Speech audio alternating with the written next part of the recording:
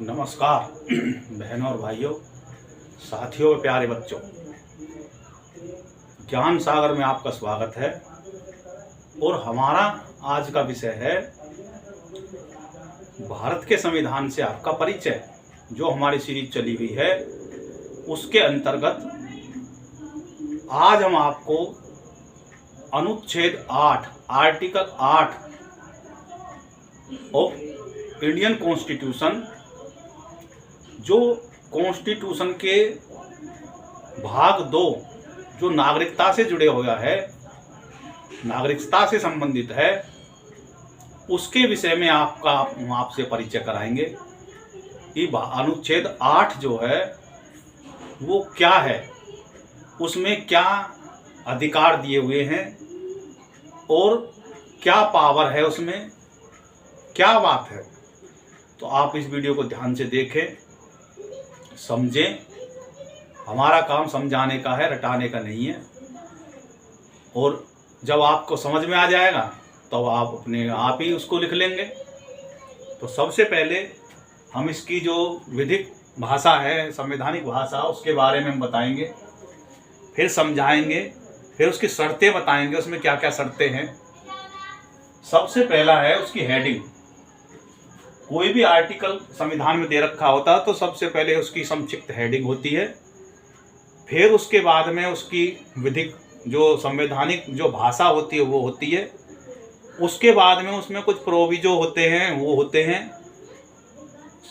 और बाद में अगर कोई सब क्लोज वगैरह और होते हैं या कंडीशन दी रहती है तो वो दी रहती है। तो सबसे पहले इसकी संक्षिप्त हेडिंग जो है वो है rights of citizenship of certain persons of Indian origin residing outside India.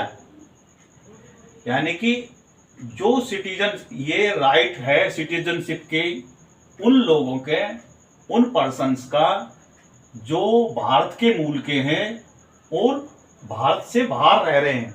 यानी कि वो भारतीय मूल के हैं, लेकिन जब भारत का संविधान बन रहा था तो उस समय या उसके बाद में जो भारत से बाहर रह रहे हैं उससे संबंधित है। हिंदी में इसकी हेडिंग क्या है? भारत के बाहर भारतीय उत्पत्ति वाले व्यक्तियों की नागरिकता। अब बात आती है इसकी जो कॉन्स्टिट्यूशनल जो लैंग्वेज है उस पे।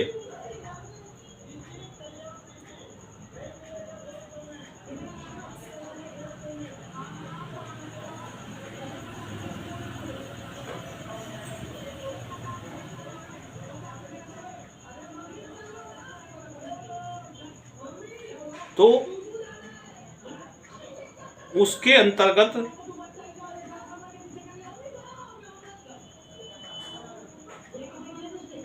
इसमें जो इंग्लिश में सबसे पहले बताते हैं,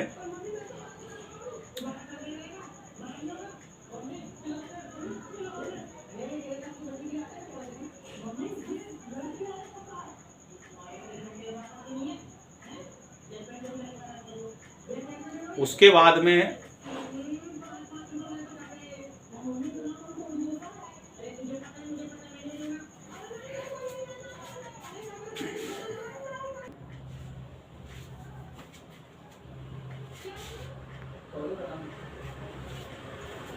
तो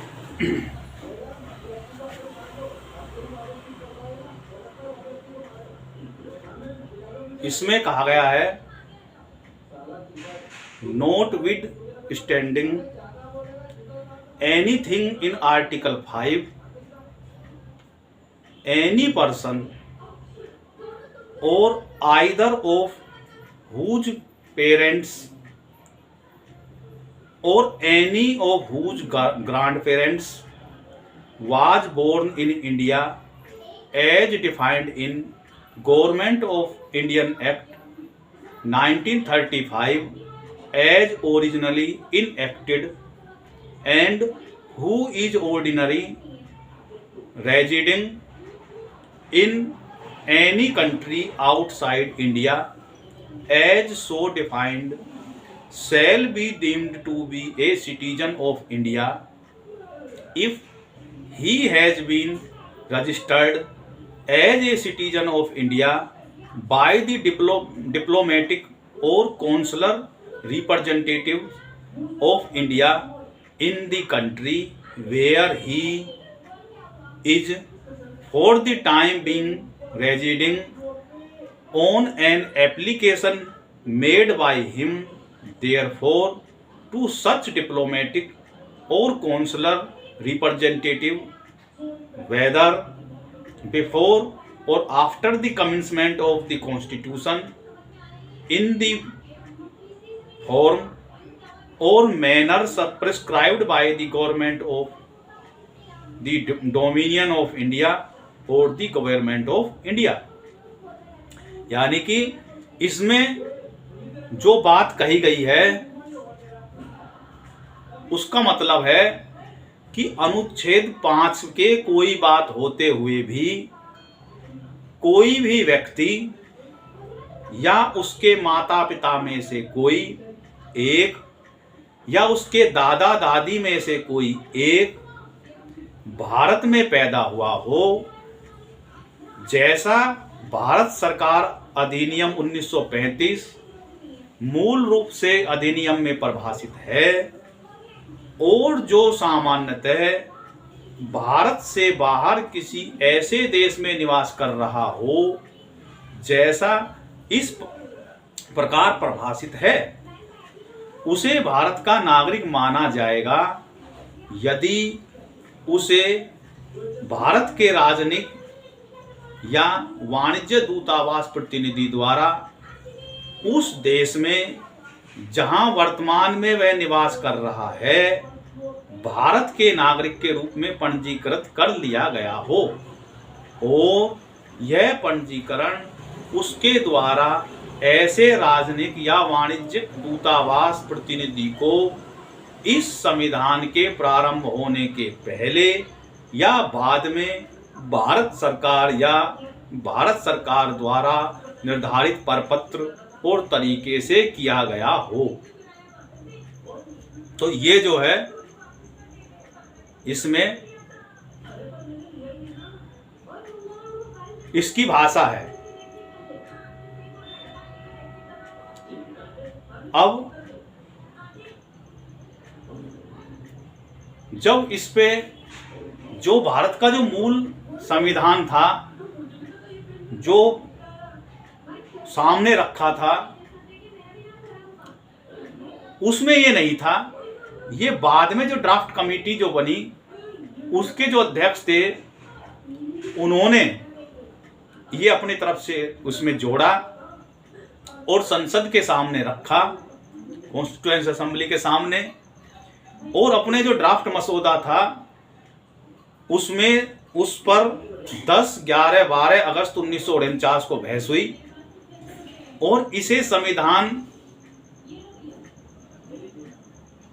जो 1948 के मसौदे में शामिल नहीं किया गया था ड्राफ्ट में। इसके बजाय जैसे मैंने बताया कि जो ड्राफ्ट समिति के जो अध्यक्ष थे उसे इसे शामिल करने का प्रस्ताव रखा। इस अनुच्छेद में भारत से बाहर रहने वाले भारतीय मूल के व्यक्तियों की नागरिकता को रेगुलेट या नियंत्रित किया गया था। एक सदस्य का मानना था डिबेट के दौरान कि उनका मानना यह था कि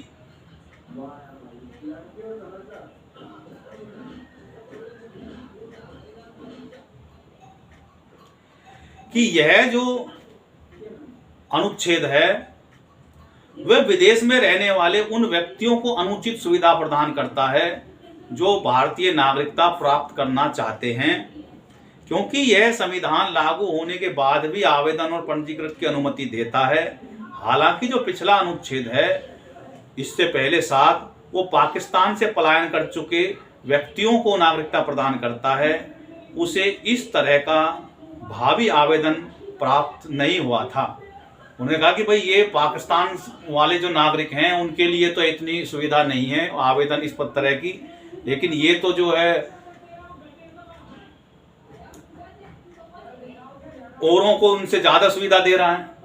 तो इसमें क्या हुआ, क्लियरिटी ये आई, क्लियर कट है कि ये उन लोगों के लिए नहीं है जो पाकिस्तान में रह रहे हैं, पाकिस्तान से बाहर रहने वाले लोगों के लिए है, पाकिस्तान वालों के लिए नहीं है। तो विधानसभा ने 12 अगस्त को 1949 को बिना किसी संशोधन के इस अनुच्छेद को पास कर दिया और यह भारत के संविधान का हिस्सा बन गया। अब बात आती है कि जो इसमें शर्तें क्या हैं और इसका क्या जो है सार है, क्योंकि जो भी कोई विधिक भाषा होती है वो थोड़ी अटपटी सी लगती है देखने में, और जब तक उसको सही तरीके से नहीं समझा दिया जाता वो समझ में नहीं आती। तो हम इसको अब आपका से परिचय रूबरू करा रहे हैं ताकि आप इसको आसानी से समझ जाएं।